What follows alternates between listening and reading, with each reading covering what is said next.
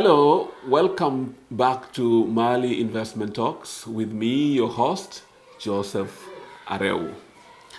You will remember that the last time we talked about short-term investment options, and in particular, we talked about treasury bills as an option for short-term investing. Today, I want to talk or explore another option, which is fixed deposits. Fixed deposits, which is essentially it's a short-term loan, as short as you want it to be. Could be 12 months, could be 6 months, it could even be 13 or 14 months. But this time, instead of giving a loan to the government, which we did while we were investing in treasury bills, you are extending a loan to a bank, any bank, a commercial bank. So you basically agree with your bank for how long you want to invest that money, for how long you want them to take that loan from you, which is what we call the maturity period. And then, very important, you have to negotiate a rate of interest or a rate of return, if you like, profit that the bank will pay you. This is very important because many people tend to think that you don't negotiate with banks. When you invest in a bank, the rate they give you is not negotiable. That's not true, my friends. You have to negotiate that rate. So, for instance, if in the market, we talked about treasury bills, if you know that you can get, say, 10% or 11% with a treasury from a treasury bill, well, make sure that your bank pays you something not far away from that. If you know that inflation, for instance, is right now at a rate of about 8 to 9%, depending on where you're living, then you want to make sure that the rate the bank will pay you is equal to or better than inflation. That's very important. And then you will have to agree with your bank, or at least you have to understand from your bank, ask them to tell you what are the terms of withdrawal of your money. Can you access it anytime? And if so, on what terms? With that introduction, let us look at a quick sample of what you will earn if you invest in a fixed deposit in a bank. So let's take once again an example of 10 million. Suppose you lend the bank 10 million of your money and you did so for 60 days. So 60 days is the tenor or the maturity, the period of investment. And let's assume, or let's say that you agreed an annual rate of return, annual yield or interest rate of 8%. That's roughly what inflation is right now.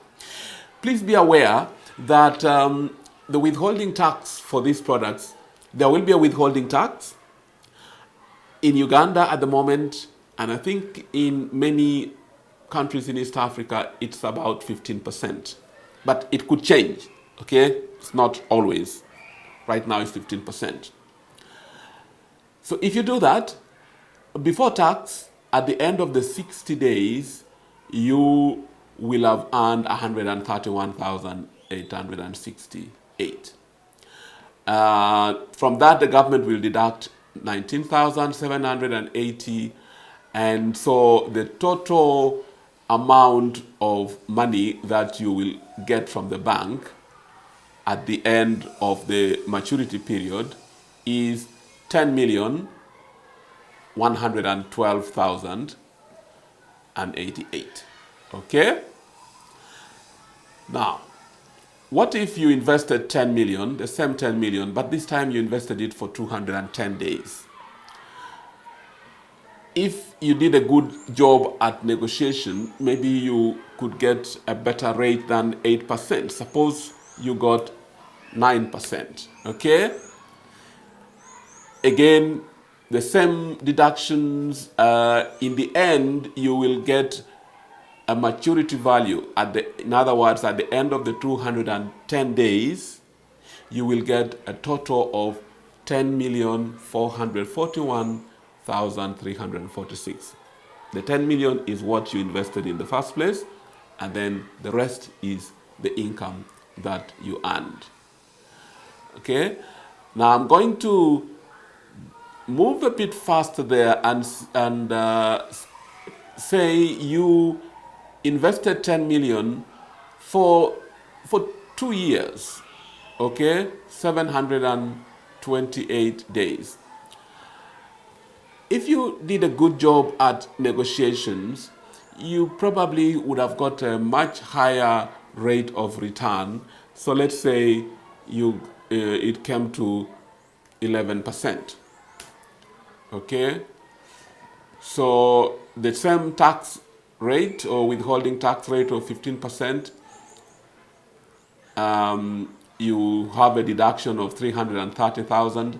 So in the end, at the end of that investment, that is at the end of the 728 days or 2 years, you will be paid 11,870,000 as your total proceeds, including the 10 million that you invested, and then the income that you earned of about 870,000. So, a couple of things I want you to remember as we end this. Number one, always negotiate the rate of interest that you will get from your bank. It is not a take it or leave it. Don't just accept what they give you. Number two, make sure you are aware of the terms of early withdrawal. Why do I say this?